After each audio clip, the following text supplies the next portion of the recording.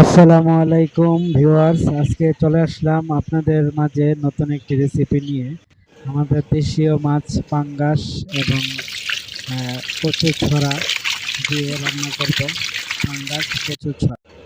ছড়াগুলো সিদ্ধ করে এখন তার থেকে তার বাকলগুলো আলাদা করতেছি, ছিলিয়ে নিচ্ছি।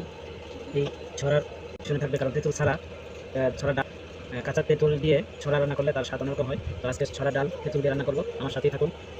আমি ছড়াগুলো সিদ্ধ করে নিলাম, এখন তার থেকে ছিলে যার যে আমরা বাকল আছে তা ফেলে দিব।